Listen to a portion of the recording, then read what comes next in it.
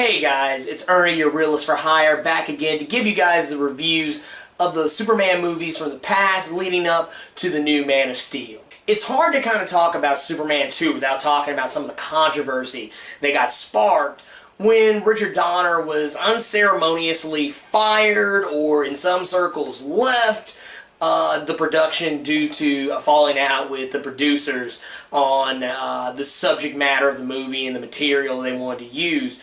And that ended up having us with a movie that was kind of shot by Richard Donner, but they brought in a guy by the name of Richard Lester. If you've ever seen the movies A Hard Day's Night, or the 1973 Three Musketeers film, and the ill-fated Superman 3, these are some of his major credits. So let's just say that half of it's good, there's other parts that are bad. One of the things that really stuck out in this movie was the fact that the continuity, for the most part, from the first film is still relatively intact. Which is why I'm not going to spend a whole lot of time going over the nuances of the cast and things like that. The acting didn't really change a whole lot.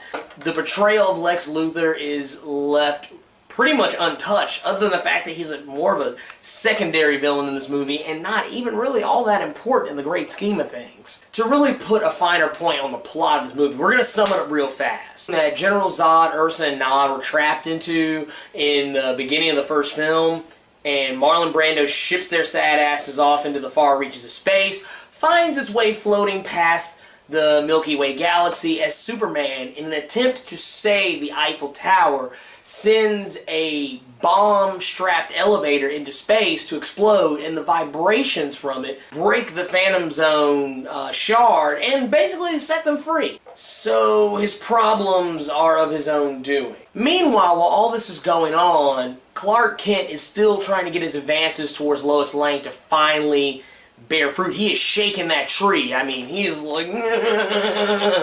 Ultimately, it's not working. But Lois Lane finally does the thing that I wish more characters in the Superman mythos would do. She finally puts 2 and 2 together to make 4. It's really frustrating because in these movies and these comics, Superman just gets away with murder. Nobody at the Daily Planet, nobody around Metropolis, no one he's close to outside of Mom and Pa Kent know who he really is. I mean, now in the comic books, of course, Lois Lane knows who he really is, but I mean, it took a long time to get to that. I'm starting to see this. Clark Kent and Superman are never in the same place at the same time, and as soon as Superman shows up, Clark Kent is long gone, and by the time Superman leaves, Clark Kent is just showing back up. And like, she's like, oh, I don't know, the power's set, I get it, and you know, I know he's supposed to be super fast, so maybe that's how he's able to do that shit. And I mean, she starts breaking this shit down in her head. I mean, you see the wheels turning. Here's Lois Lane's plan. I'm gonna put myself in mortal danger and force Clark Kent to have to save me. And the plan kind of almost works. Ultimately, the plan doesn't quite bear the fruit she was looking for, but she does end up discovering who he really is, and it comes to light, and finally, we can all go, the glasses were not enough. Finally. The Superman gets, in a Obi-Wan Kenobi type fashion, his mother in the Fortress of Solitude telling him, look, if you want to love a mortal, you're going to have to live as a mortal. And basically that means no superpowers, or I don't know, they kind of muddy the line on that one. But basically he has to make a choice, and he has to depower himself in order to fully love Lois Lane and be with her the way he wants to be with her. Look, I'm sorry, this is one of those parts of the movie I just can't roll with. I'm calling bullshit on the whole thing. I know Superman's supposed to be the nice, upstanding guy, but the thing is, how many people have ever listened to their parents when it comes to you know, them telling them what to do with who they love? Do people really listen to that shit? I mean, I can speak from personal experience. I mean, I have spurned plenty of good and bad advice about the people who are in my life from my parents. I'm not saying it's something you should do, I'm just saying that it's human nature. People tell you not to do shit, you're gonna fucking do it. And I know what you're thinking. He's Kryptonian, he's not fucking human. Just shut the fuck up. Listen to the logic I'm trying to say here. Does it really need to happen? He needs to lose his powers to love Lois Lane. Does it really work for you? Because if it does, I don't know what to tell you. He seems to love her just fine with his powers in the comics. enter Lex Luthor, who is freshly broken out of jail, and he's like, hey, look, I need to do some research. I need to check out these readings I've been getting. Somehow he's built a machine while he was in prison that helps him keep track of everything that's going on with Superman and stuff that's going on in the far reaches of the galaxy and shit that's going on hundreds of miles away from where he actually is currently in prison. I know what you're thinking. Gene Hackman, Lex Luthor, the greatest criminal mind of our age. Yeah, we've heard it already. Now enter General Zod, Ursa, and Nod. They basically land on Earth realizing, after being released from the Phantom Zone, that they have superpowers. And the first thing they take into account is that, hey, these Earthlings are weak. Humans cannot do anything to us. This planet is ripe for the picking. We have superpowers. We can shoot laser beams from our eyes. We have super strength. We can fucking fly. You can't do anything to us. And that's literally how it goes. They run roughshod over a small town and even tear up downtown Metropolis.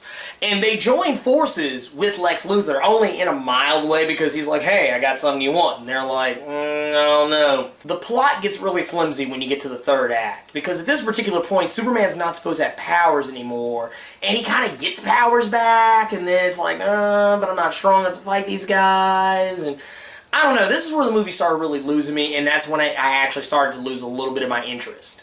Superman gets lulled into a fight in downtown Metropolis by way of Lex Luthor. I mean, he realizes he's no match for these guys. He can't take the might of General Zod, Ursa, and Nod. And ultimately, he ends up running away. Lex Luthor is like, hey, I know where he fucking lives. Next thing you know, you got General Zod and his crew packing up Lois Lane and Lex Luthor and taking off to the Fortress of Solitude. This is where the movie goes from starting off pretty damn cool in the first act to still keeping that steam in the second act to going batshit crazy in the third, because this is where we get the batshit out of nowhere bullshit crazy powers that I alluded to in the first review that I did with Superman. We kick things off with a cellophane S that is thrown at Nod, and Superman does this as if he's throwing a batarang like he's Batman or something. Come on, guys. Wrong fucking movie, wrong fucking franchise. And if you guys have ever seen that Family Guy episode where they have the cutaway gag, they show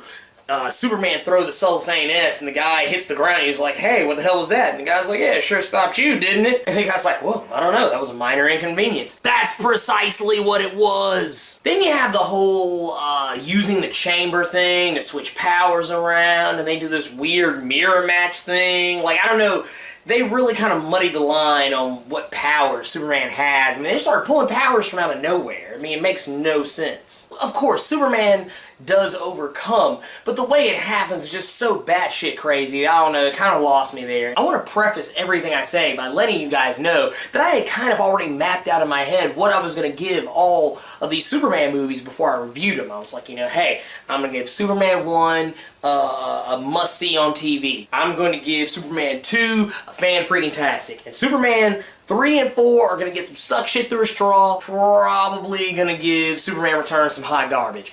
And so far, as you can tell if you saw the last review, you know that I did not give Superman, the 1978 Richard Donner classic, a must-see on TV. I actually gave it something different, so watch that review if you really want to know. But with this movie, I don't know, it's like the first act is strong, the second act is strong, and ultimately, this movie has a lot better flow and a lot more action than the first movie does, and the pacing of it's pretty damn good. The thing that really hurts this movie is that it does pull some really weird moves towards the end. And ultimately, I gotta say, I'm gonna have to do this. I'm gonna give this movie something a little lower than I want to do. This movie hit the ceiling for me. It's like it was flying like a bullet train towards a fan-freaking-tastic, and then totally just hit the ceiling and fell back down to a gimme the Blu-ray. And like I said, that's still a great rating. I love this movie still. It's just that I don't feel as fondly about it as it did when I was a kid. So guys, talk to me. Keep it real with me like I keep it real with you. Let me know what you guys thought about Superman 2.